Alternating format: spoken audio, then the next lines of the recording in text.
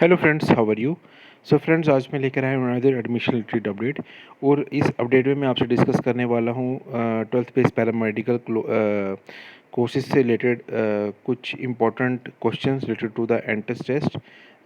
जैसे कि मैंने आपको पता है कि मैंने 12th बेस पैरामेडिकल का केमिस्ट्री का, बायो का और फिजिक्स का सिलेबस डिस्कस किया था, डिटेल्ड सिलेबस। तो उसका मैंने आपको बताया था, मैंने एक सीरीज़ स्टार्ट करूँगा जिसमें मैं जो 12th बेस पैरामेडिकल है उसके जो इंपॉर्टेंट एमसीक्यूज़ हैं जो आ सकते हैं चैप्टर वाइज चैप्टर, तो उसकी वीडियोस में एक बना के अपलोड करूँगा अपने चैनल पे।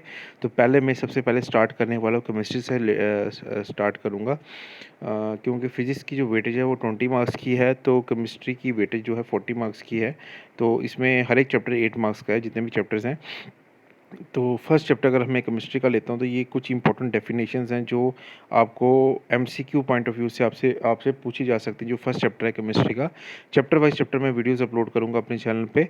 और thank you friends, thank you so much to my subscribers कि मेरे 5000 सब्सक्राइबर्स कंप्लीट हो चुके हैं, ठीक है।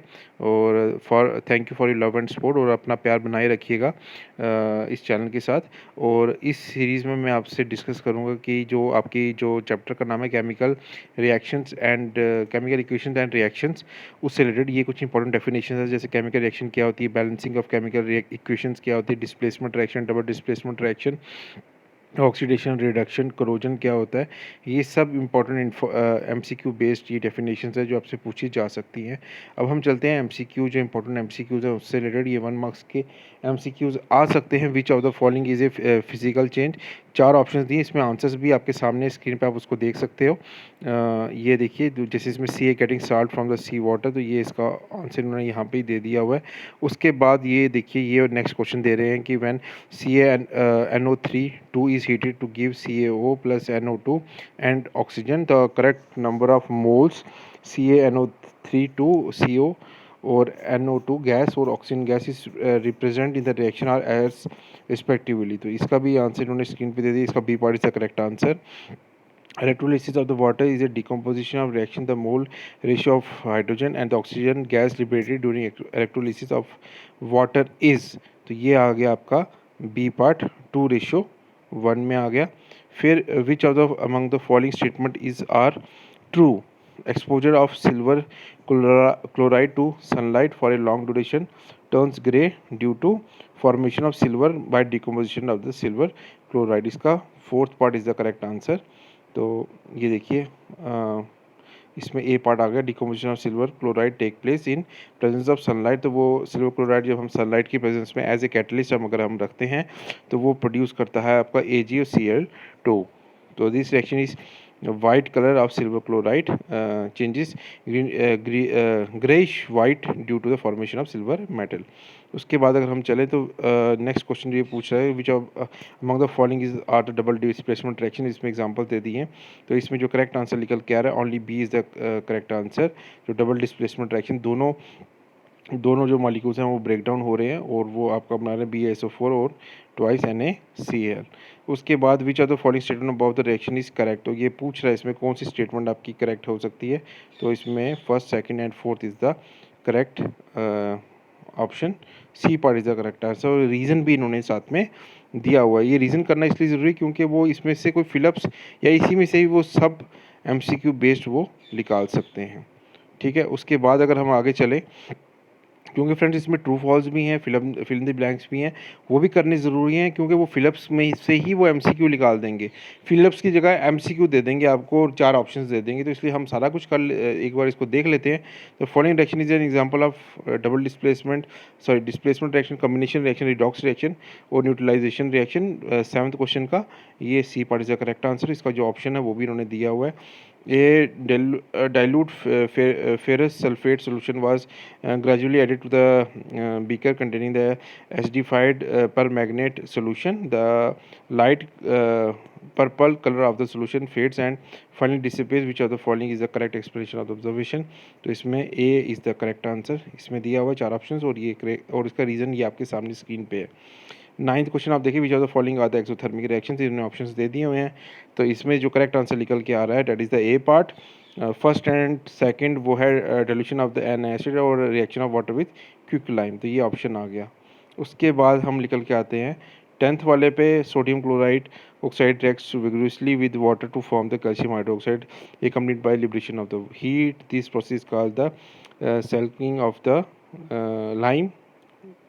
Calcium hydroxide dissolved in water to form the solution called lime water, which amongst the following is are true about slaking of lime and solution formed. तो इसका answer B is the correct answer और इसमें option आपके सामने दिख रहा है, reason भी इन्होंने दिया हुआ है।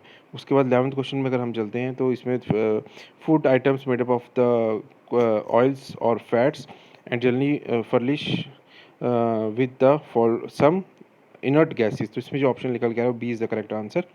उसके बाद अगर हम नेक्स्ट चलें, ये केमिकल सेटअप दिया हुआ है। अब वीडियो को पॉज करके क्वेश्चन को आराम से पढ़ लीजिएगा, ठीक है। ये सेटअप आप देख लीजिए, क्वेश्चन काफ़ी लंबा है, मैं इसको रीड नहीं करूँगा। तो 12th में अगर हम चलते हैं तो ये ऑप्शन इन्होंने दिए हुए हैं। 12th में जो करेक्ट आंसर निकल के आ रहा है वो है ये फेरस सल्फेट, Fe2O3 और SO2 और SO3 लिख लेगी और ये इसकी केमिकल रिएक्शन है। फिर आता है फिल इन दी ब्लैंक्स, आपका निकल के आता है the precipitation reaction produces insoluble salts, ठीक है। The when calcium chloride is heated with caustic soda the gas evolve is NH3। A complete chemical reaction represents the reaction products and their physical state. अब true false में जो निकल के आ रहा है, rusting is a double decomposition reaction, ये आपका फॉल्स निकल के आ रहा है। In decomposition reaction one reactant produce two और मोर प्रोडक्ट्स, ये ट्रू है। When a strip of copper is introduce in a solution of zinc sulphate zinc is precipitated out, ये है फॉल्स। तो आपका 18th is the wrong answer, sorry false है ये। और इसका रीज़न इन्होंने दिया है कॉपर इज लेस रिएक्टिव। एक रिएक्टिविटी सीरीज होती है, उसमें हम इनको रिएक्टिविटी अकॉर्डिंग टू रिएक्टिवनेस हम इनको प्लेस करते हैं मेटल्स को। उसमें कॉपर जो है वो लेस रिएक्टिव है देन द जिंक, तो जिंक कैन वो रिप्लेस नहीं कर सकता, या सॉरी कॉपर उसको रिप्लेस नहीं कर सकता जिंक को उस सोल्यूशन में। तो मैच द कॉलम ये आ गया।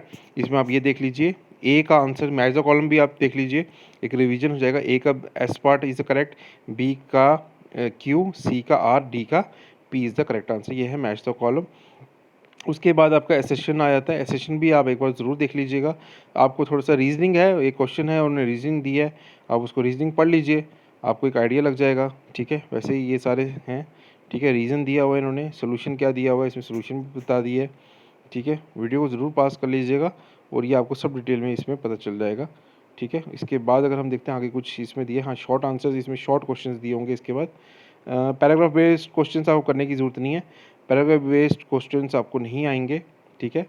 तो उसके बाद अगर हम आगे चलें तो डिकम्पोजिशन रिएक्शन, अच्छा ये पैराग्राफ बेस्ड ही क्वेश्चंस हैं। अब हम चलते हैं आपके नेक्स्ट जो क्वेश्चन है आपका, एक तो हाँ very short question type questions में देख लीजिए, ये देख लीजिए, इसका कोई एमसीक्यू बन सकता है। Identify the oxidising agent in the following, तो इसमें MnO2 ऑक्सीडाइजिंग एजेंट है इन द रिएक्शन, इसमें देख लीजिए।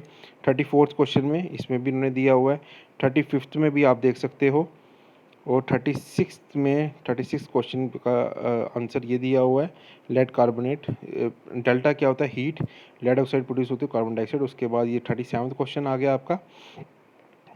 फिर which of the following is the following to reactants, तो ये आ गया इसमें the correct answer solution. Identify the reducing agent in the following reactions, वो भी आप इसमें आ गया। ये CO is the carbon monoxide is the reducing agent, ये आपके सामने है। Why do not a wall immediately acquire a white colour when A coating of slaked lime is applied on it, तो ये आ गया उसका सोल्यूशन। ये पढ़ना ज़रूरी है, गो थ्रू हो लीजिए, ठीक है। 41 देखिए, मैं 41 क्वेश्चन तक मैं आपको, इसमें 8 मार्क्स का ये चैप्टर है लेकिन तब भी, ठीक है। उसके बाद हाँ ये शॉर्ट आंसर आ गए, वो वेरी शॉर्ट थे, अब ये शॉर्ट आ गए, ठीक है। ये आप देख लीजिए क्वेश्चंस को, मैं इसको स्क्रॉल कर रहा हूँ, वीडियो को पॉज करके ज़रूर, ये बड़े इंपॉर्टेंट क्वेश्चन CBSE में आ चुके हैं क्वेश्चंस, प्रीवियस CBSE ये देखिए आपके सामने CBSE आ रहा है, कोई 18th में आया है, कोई 14th में आया है, कोई 17 में आया है ये क्वेश्चंस।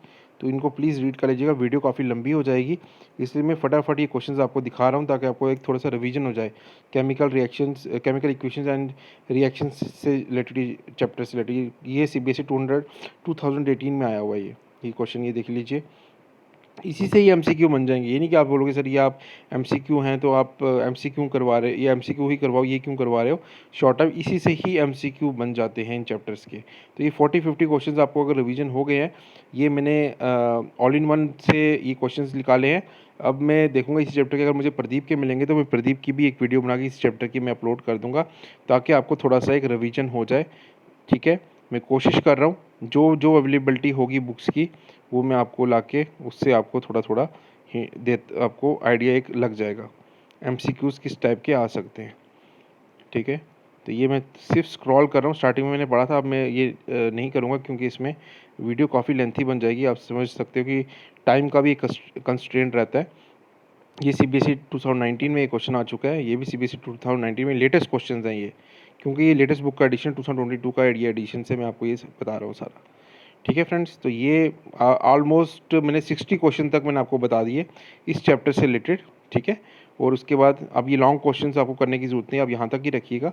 ठीक है, तो friends thank you so much for your video को एंड तक देखने का, एंड तक देखने के लिए thank you for your love and support. और फ्रेंड्स मैंने डिस्क्रिप्शन बॉक्स में अपना व्हाट्सएप ग्रुप का लिंक, टेलीग्राम चैनल का लिंक और इंस्टा का लिंक दे दिया। आप मुझे इंस्टाग्राम पे फॉलो कर सकते हो, जेके वैकेंसीज अपडेट करके मेरा इंस्टा आईडी है।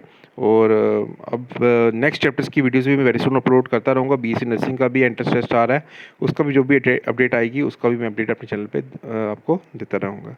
तो फ्रेंड्स थैंक यू, मिलते हैं नेक्स्ट वीडियो में।